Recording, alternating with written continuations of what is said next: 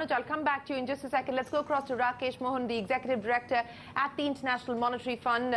Mr. Mohan, appreciate you joining us here. What a different story it's turned out to be. The expectation yesterday was that the Remain camp will prevail, but that's not to be. The UK has now decided to exit the EU, despite the fact that the EU at this point in time seems to be putting up a brave front. You've got Donald Tusk coming out and saying that all 27 leaders are together and we will take the EU forward. What does this mean in the short term? I'll come to the long-term implications because I think everyone is still trying to grapple with what this eventuality means. But in the short term, how do you see this impacting global markets?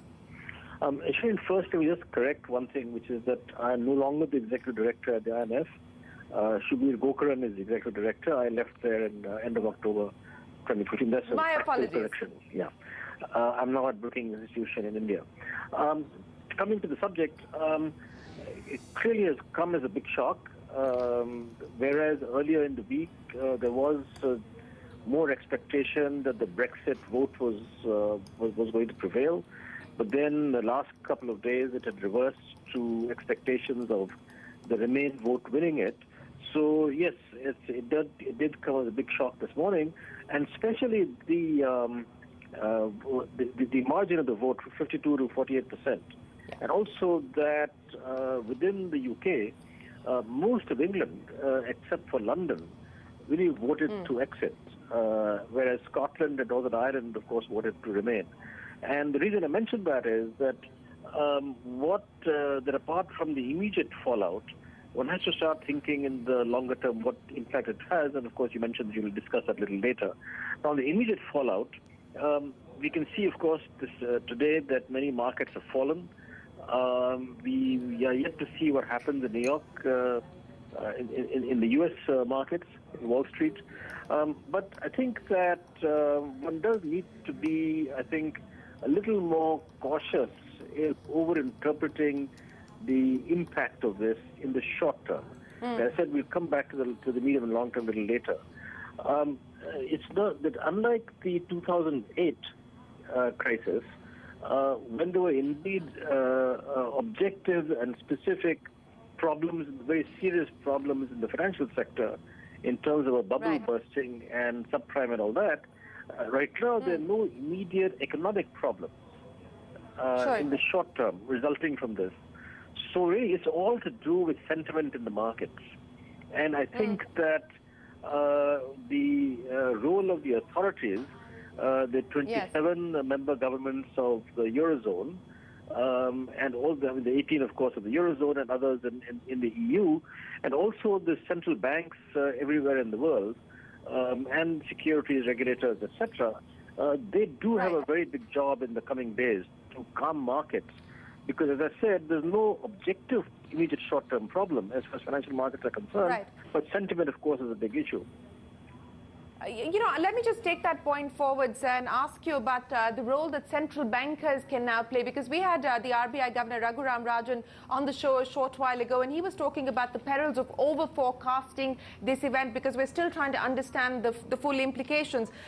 While there is going to be the need for coordinated central bank action, what can central bankers really do at this point in time? We've had Mark Carney coming out and talking about providing liquidity support. In India, the RBI Governor pretty much saying the same thing.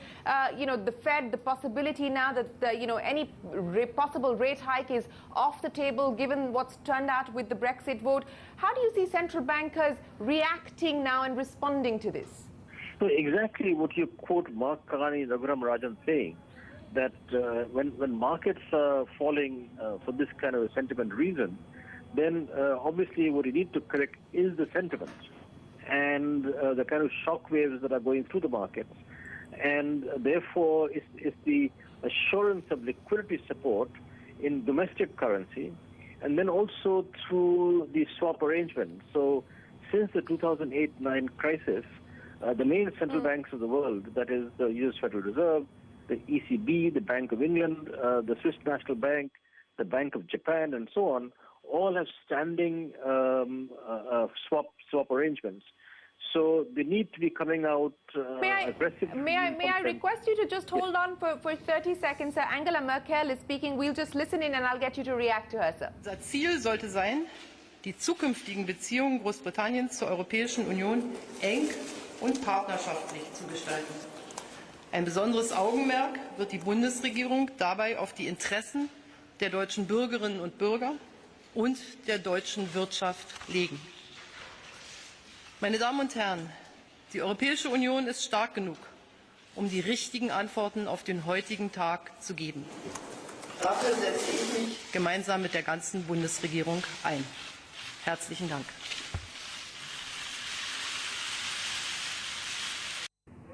Well, that's German Chancellor Angela Merkel speaking there, of course, in German. We'll try and get an exact interpretation of what she was saying. But coming back to the former RBI Deputy Governor Rakesh Mohan in conversation with us, we were talking about the coordinated response that we can expect from central bankers, Dr. Mohan.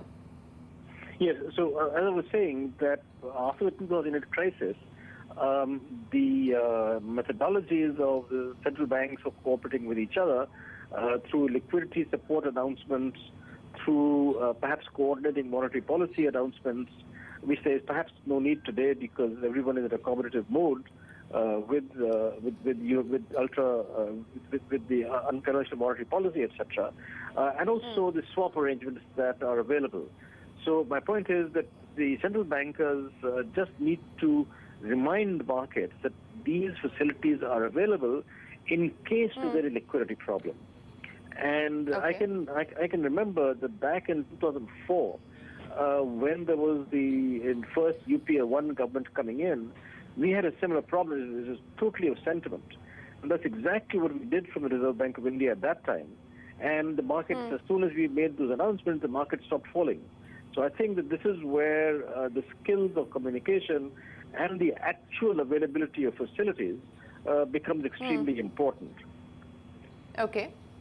From an India perspective specifically, sir, and we do know that, from a macro fundamental point of view, India is perhaps much better poised and least vulnerable to what is going on in UK at this point in time and the outcome of this Brexit vote.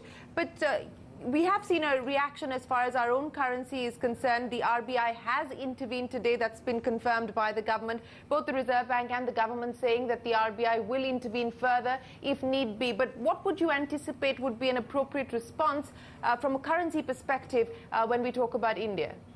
Exactly that, what we are quoting the Reserve Bank and the government of India saying. That's exactly what we would need to do. But remember, I mean, it's difficult to say what might exactly be the problems, in the sense that there's no sort of direct consequence for India.